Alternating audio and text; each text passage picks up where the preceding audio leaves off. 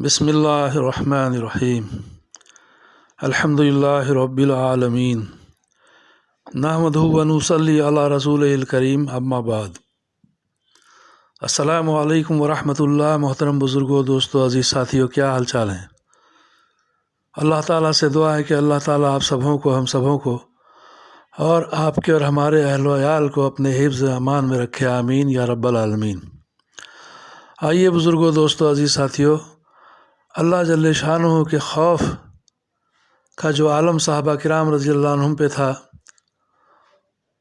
اس سے متعلق واقعہ نمبر 5 کا مطالعہ کرتے ہیں انشاءاللہ۔ درود شریف پڑھ دیں۔ اللہم صلی علی محمد وعلی آل محمد وبارک وسلم۔ حضرت ابوبکر صدیق رضی اللہ عنہ پر اللہ کا ڈر۔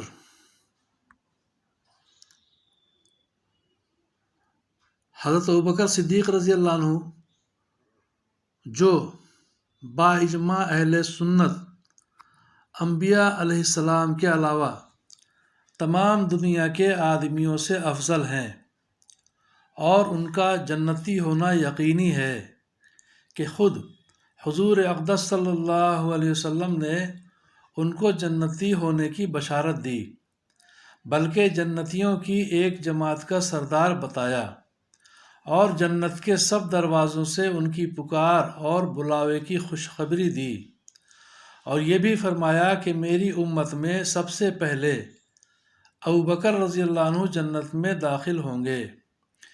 اس سب کے باوجود فرمایا کرتے کہ کاش میں کوئی درخت ہوتا جو کاٹ دیا جاتا، کبھی فرماتے کاش میں کوئی گھاس ہوتا کہ جانور اس کو کھا لیتے، کبھی فرماتے کاش میں کسی مومن کے بدن کا بال ہوتا۔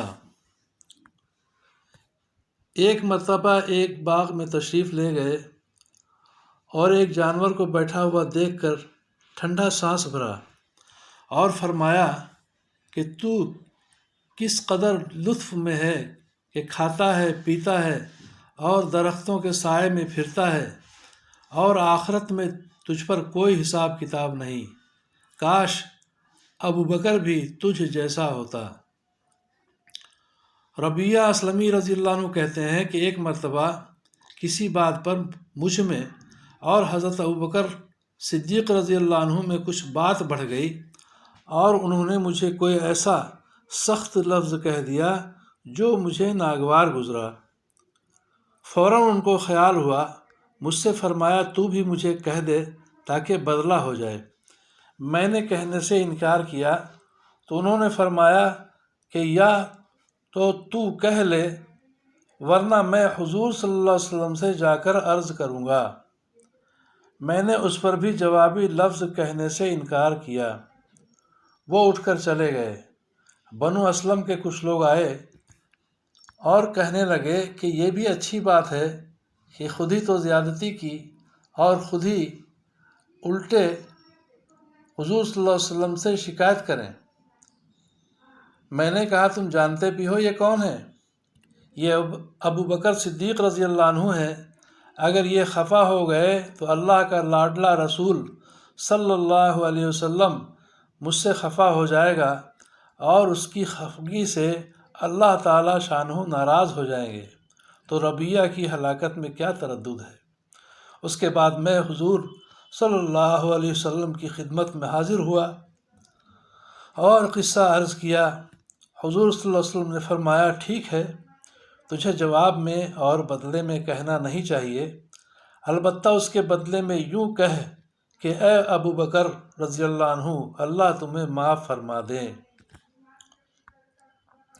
فائدہ یہ ہے اللہ کا خوف کہ ایک معمولی سے کلمہ میں حضرت ابوبکر صدیق رضی اللہ عنہ کو بدلہ کا اس قدر فکر اور اہتمام ہوا کہ اول خود درخواست کی اور پھر حضور صلی اللہ علیہ وسلم کے واسطے سے اس کا ارادہ فرمایا کہ ربیہ بدلہ لے لیں۔ آج ہم سینکڑوں باتیں ایک دوسرے کو کہہ دیتے ہیں، اس کا خیال بھی نہیں ہوتا کہ اس کا آخرت میں بدلہ بھی لیا جائے گا یا حساب کتاب بھی ہوگا۔ اللہ تعالی ہمیں سمجھ بوجھ کے عمل کی توفیق عطا فرمائے، آخرت کو سامنے رکھ کے عمل کی توفیق عطا فرمائے، آمین یا رب العالمین۔